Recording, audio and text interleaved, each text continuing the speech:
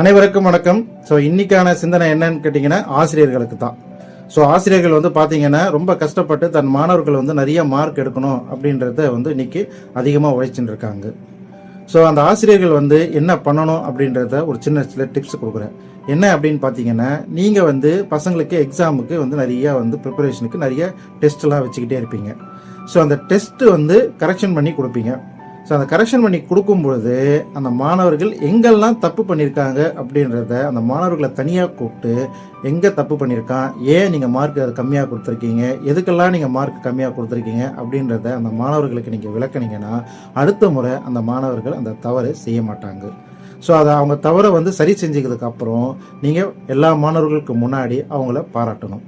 So அப்படி பாராட்டும் போது அந்த மாணவர்கள் படிப்பில் அதிக ஆர்வத்தோடு படிக்க ஆரம்பிப்பாங்க. தன்னோட தவறுகளையும் கரெக்ட் பண்ணிப்பாங்க. படிக்கிற ஆர்வமும் அதிகமாகும். ஸோ அனைத்து ஆசிரியர்களும் இதை ஃபாலோ பண்ணுங்கள். நீங்கள் மாதத்துக்கு ஒரு முறையாவது ரிவ்யூ மீட்டிங் அப்படின்னு வச்சு ஒவ்வொரு மாணவரையும் தனிப்பட்ட முறையில் நீங்கள் ரிவ்யூ பண்ணுங்கள். அவங்க என்னெல்லாம் மிஸ்டேக் செய்கிறாங்க, எந்த மாதிரியான தவறுகள் பண்ணுறாங்க அப்படின்றத கணித்து அவங்கக்கிட்ட நீங்கள் தனிப்பட்ட முறையில் சொல்லும்போது அந்த மாணவர்கள் அவங்கள கரெக்ட் பண்ணுறதுக்கான வாய்ப்புகள் நிறையா இருக்குது. ஸோ அவங்களும் அதை கரெக்ஷன் செஞ்சுட்டு நல்லா படித்து நல்ல மார்க் வாங்கி உங்களையும் பெருமைப்படுத்துவாங்க. இதை ட்ரை பண்ணி பாருங்கள். நிச்சயமாக சக்ஸஸ்ஃபுல்லாக அமையும். வாழ்க வளமுடன்.